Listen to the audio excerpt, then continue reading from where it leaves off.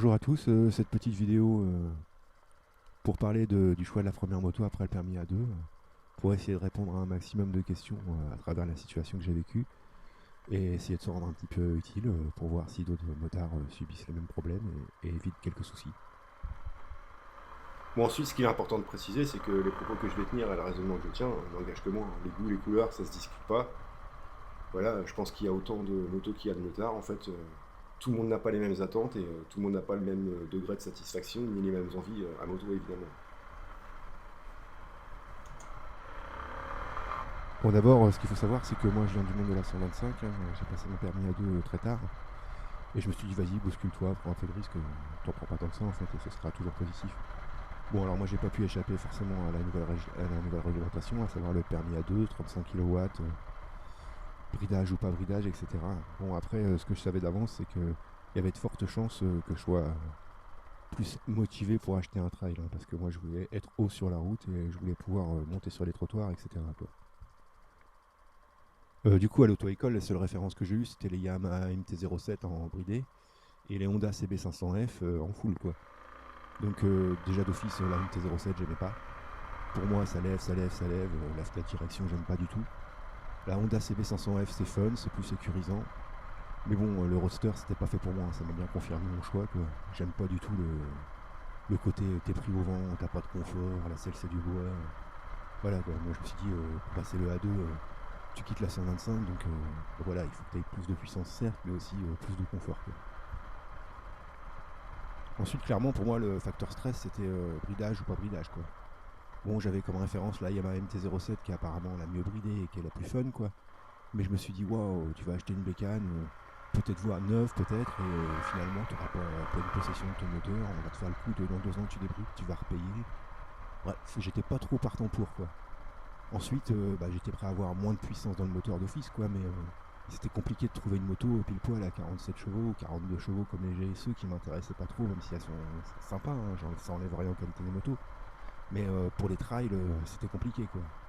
Alors à part la petite BM à 30 chevaux, quelques là je crois, et la Royal Enfield, il fallait viser le 9 bridé, quoi, donc c'était un peu chaud, quoi. En plus, souvent j'entendais dire que tu étais obligé de te brider à 35 kilos, non 35 chevaux je crois, c'est ça, oui. 35 chevaux et que du coup pour doubler c'était difficile. Donc moi clairement je me suis dit si pour en arriver à là, autant rester en 125, quoi. Donc forcément je voulais un moteur non bridé finalement, et puis il ne restait plus beaucoup de choix. Donc dans ma gamme finalement il me restait une Kawasaki qui était un bicylindre, hein, une KLE ou KLX 500 je crois. Une marque de chez. Un modèle pardon de chez BMW qui était la GS 650 ou 700, je sais plus. Et la Suzuki Freewind bah, qui payait pas de mine et que personne n'avait aimé apparemment en son temps, quoi. Donc moi j'habite en Normandie, pour en trouver une c'était presque mission impossible, quoi. Et du coup le choix était très très restreint. Ouais, je dis qu'en Normandie il n'y a pas beaucoup de choix parce qu'à l'origine j'ai vécu longtemps dans l'Est et justement sur tout ce qui est trail j'ai trouvé qu'il y avait beaucoup plus de choix, quoi. Enfin bref, c'est pas grave, dès que j'ai eu une Suzuki Freewind, une KLE 500 ou une KLX, je sais plus, j'ai été voir et mon choix s'est porté vers la Suzuki Freewind, quoi. Et comme elle était moins chère, qu'elle avait moins de kilomètres, bah voilà, c'était parti, quoi. Donc qu'est-ce que c'est que cette mocheté entre guillemets? C'est une moto en monocylindre, donc simple, efficace, qui fait 47 chevaux pile poil, quoi. Donc carte grise directe en A2, pas de démarche à faire. Voilà, ça m'avait semblé pas une folie d'acheter ça à ce tarif-là parce que j'ai payé moins de 2000 €, mais une prise de risque minime avec on dirais une facilité dans les démarches administratives. C'est ainsi qu'est née notre relation, hein, sur un prix d'achat raisonnable, moins de 2000 €, sur un tarif, un nombre de kilomètres raisonnable, moins de 30 000 kilomètres, sur un coût d'assurance qui m'avait semblé parmi les plus bas. Et finalement, même pas le prix d'une 125 pour certains, ou d'une 250 ou d'un 50 cm3. Donc prise de risque minimale, et puis c'était sympa, quoi. Bon, la personne à qui je l'avais acheté avait fait l'entretien, tous les éléments de sécurité étaient en parfait état de fonctionnement, ce qui m'a rassuré, même s'il n'y a pas l'ABS, hein, forcément. Et ensuite, maintenant que j'ai fait 5000 ou 6000 km, je crois, avec, je suis capable de faire un petit bilan et puis un petit retour sur cette expérience, voir si je suis satisfait ou pas et si ça valait le coup. Et puis même si aucune moto n'est parfaite, se dire que si c'est bien ou pas bien. Voilà. Donc déjà l'argument principal, c'est forcément l'assurance, quoi. L'assurance, je paye 20 € par mois. Ça sert à rien de l'assurer plus fort. L'année prochaine, parce que j'aurai un an de permis, je serai à 10 € par mois. C'est 2 € de plus que ma 125. Pourquoi se faire mal, quoi? Moi, j'ai pas envie de gréver mon budget mensuel avec une assurance à 50, 60, 70. Donc je trouve ça très bien. Et puis comme ça, je peux faire ma passion sans me ruiner, quoi. Ensuite, évidemment, le confort et la position de conduite, qui sont tous les deux liés. Mais la position de conduite, c'est nickel. J'ai le dos bien droit. J'ai plus mes petits problèmes de dos comme j'avais avant. Je peux me tourner facilement pour prendre l'information. J'ai une bulle qui est efficace jusqu'à 80 km/h. Voilà, quoi, le carénage fait un petit peu son boulot. Les suspensions, quand je prends un dos d'âne à 30 km/h, c'est de la rigolade. Voilà, c'est nickel, quoi. Là-dessus, j'ai vraiment pas à me plaindre par rapport à un roadster. C'est ce que je voulais, quoi. Oui, en parlant de la bulle, elle est efficace jusqu'à 80 km/h, je trouve. Au-dessus, ça marche pas. Et je sais pas s'il faut prendre le modèle de chez Suzuki pour avoir une bulle plus haute. Parce que selon ce que je lis, c'est efficace, pas efficace, parfois pas efficace, et surtout il y a des turbulences. Donc si quelqu'un a des informations à me filer ou à donner ou des conseils, je suis plutôt preneur, quoi. Bon à bon entendeur, salut. Bon, ensuite, clairement, moi ce qui m'a fait marrer quand je l'ai acheté, c'est tout de suite d'aller dans la forêt, passer à travers champs, de tester le hors-piste. Les proportions sont toutes raisonnables, parce que je suis pas Thierry Samini, je ferai pas le Paris-Dakar, mais moi je voulais absolument faire ça sans avoir à me poser de questions, parce que j'aime bien passer dans les forêts, les machins, et avec la 125 c'était un peu limite des fois. Donc du coup je peux grimper sur les trottoirs, si je suis bloqué ça passe, la bécane elle s'en fout un peu, si tu la fais tomber elle te craint rien, voilà quoi, au pire tu casses une poignée, c'est pas non plus la mort, d'ailleurs les poignées je pense qu'elles plient, voilà c'est vraiment pas de regret là-dessus, c'est génial, quoi. Ouais, je crois que ce côté-là, je l'ai bien choisi, parce que franchement, une fois que tu as goûté à ça, c'est mort. Tu sais que ta moto à passe, que tu peux passer partout à peu près. Tu peux plus t'en passer en fait. Tu te demandes comment tu as fait avant, et ça, c'est génial, quoi. Ouais, d'ailleurs, moi, ça me stressait un peu après le A2 de me dire que j'avais 6, 7, 8 000 € entre les pattes et que, voilà, souvent tu te fais tomber ta moto à l'arrêt et que là, t'allais pleurer, quoi. Donc, moi, je connais personne qui a jamais fait tomber sa moto. Ceux qui disent le contraire, c'est souvent pas vrai, quoi. Donc je me suis dit, ouais, vas-y mollo, achète-toi un truc costaud, et puis que si ça tombe, tu pleures pas trop, quoi. Bon, ensuite, il y a la catégorie, moi je suis en MTT 1, donc c'est-à-dire que voilà, je ne pourrais pas la débrider, et est-ce que c'était le bon choix?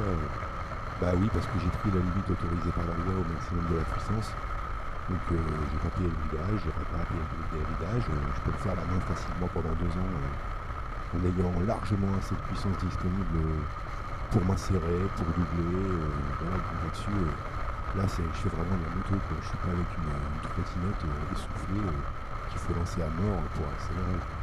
Bon après, elle lève pas non plus, ça c'est cool, quoi. Moi, ça me rassure un peu ce côté-là. J'ai la puissance, mais je suis pas non plus en mode si j'accélère trop fort, elle va partir, quoi. Donc ça me rassure, c'est super, que les bons côtés. Bon, toujours concernant le moteur, moi je suis en monocylindre, c'est-à-dire que c'est pas très souple, il faut être sur le bon rapport, et certaines personnes n'aiment pas, moi j'adore en tout cas, même si plus tard je pense que je goûterai autre chose, mais ça c'est un autre débat, mais j'aime bien le monocylindre, quand t'accélères ça envoie, et puis ça demande à pas être brusqué et à être vraiment sur le bon rapport, et j'ai vraiment l'impression d'apprendre à piloter, ou du moins à conduire, et c'est cool, quoi. Bon, l'avantage également, c'est lié à l'entretien, je veux dire que la vidange, tu peux la faire toi-même, ça coûte que dalle, le joint ça coûte que dalle, voilà, c'est aucun souci, tout est accessible, il n'y a pas de mauvaise surprise, il y a pas à démonter des trucs de fou furieux, il n'y a pas d'électronique, et moi j'adore, c'est-à-dire que c'est une moto simple, basique, accessible, quoi. Le seul truc électronique que j'ai, c'est le compteur, même s'il est moche et que j'aime pas, moi je suis plutôt compteur à aiguille, mais bon, sur ce modèle-là, j'avais pas trop le choix, quoi. J'ai pas envie de naviguer pendant des heures dans les menus, j'ai pas envie d'être tenté de regarder autre chose que la route, et j'ai pas envie d'avoir un truc bardé d'électronique qui me provoque de l'angoisse, parce que pour moi l'électronique c'est source de panne en fait. Mais plus il y a d'électronique, plus il y a de panne possible, et puis moi ce que je veux c'est démarrer, attendre que la moto chauffe et salut, quoi, plaisir immédiat, le reste ça m'intéresse pas trop en fait. Donc c'est sûr que si tu veux de la technologie, là c'est mal parti, quoi.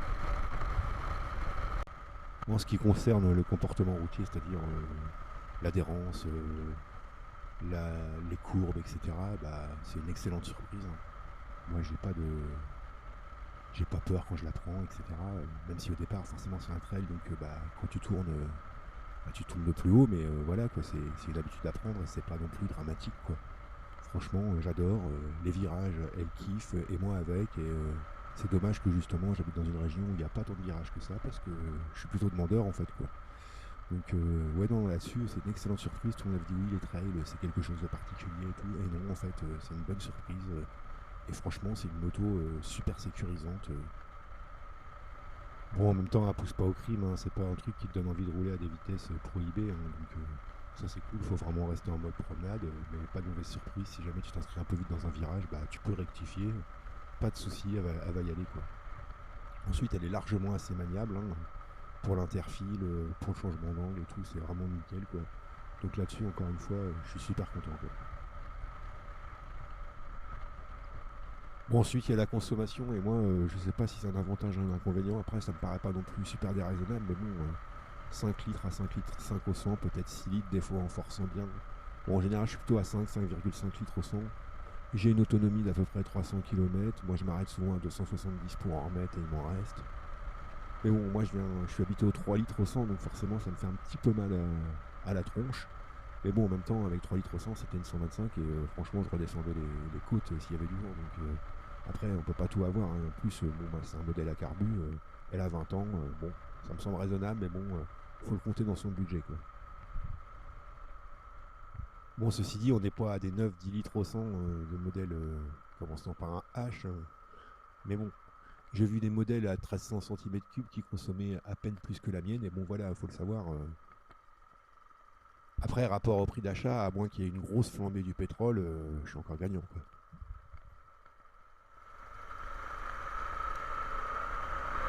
Ouais, donc aussi la limite, bah, c'est forcément la bulle, hein. Il va falloir que je pense à prendre une bulle plus haute pour être mieux protégé du vent et mettre des protèges poignets et des poignées chauffantes, quoi. Parce que franchement, je sais pas si ça le fait à tout le monde, mais moi, moins 8-9 degrés, j'en peux plus, quoi.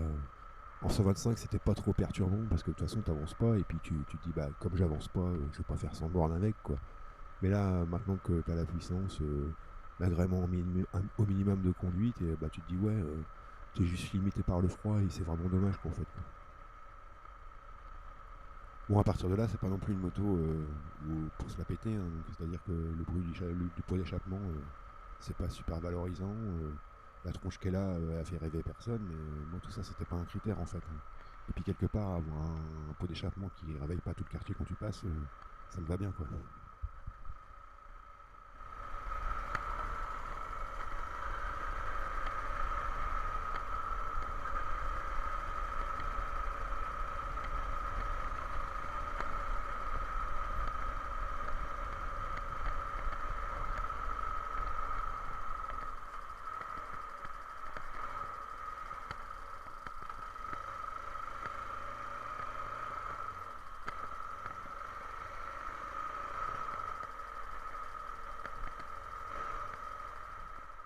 Bon, maintenant, s'il faut faire un bilan, je vais essayer d'enlever le côté passionnel, hein, parce que tout le monde est attaché à sa bécane, hein, surtout quand c'est ta première vraie, entre guillemets, moyenne cylindrée et que tu te dis, ouais, c'est sympa, quoi. Bon, moi, je vais essayer d'enlever le côté passionnel vraiment parce que j'adore ma bécane à l'utilisation. Bon, alors je dirais que est-ce que j'ai fait le bon choix en choisissant une moto à 47 chevaux pile poil à la carte grise qui soit pas débridable après? Bah ouais, franchement, ouais, parce que j'ai la puissance disponible dès le départ. J'ai aucun mal à doubler, quoi. Donc j'ai pas à payer pour brider, j'ai pas à payer pour redébrider, j'ai pas à repayer pour une carte grise, voilà, quoi. Après, je sais pas dans 2 ans ce que ça donnera, mais ça on en parlera après. Et ensuite, est-ce que j'ai bien fait de ne pas prendre une moto qui soit bridée à 35 chevaux parce qu'elle n'a pas l'ABS, etc. Parce qu'elle dépassait un petit peu? Bah clairement oui, hein, parce que moi je viens de la 125, quitte à passer le A2, c'est pour pouvoir doubler largement sereinement, donc sinon ça n'a aucun intérêt. Donc oui, c'était le bon choix effectivement encore, donc voilà, quoi. Donc pour ceux qui se posent la question, est-ce qu'il faut avoir un budget de 6-7 000 balles pour faire de la bécane? Bah non, quoi.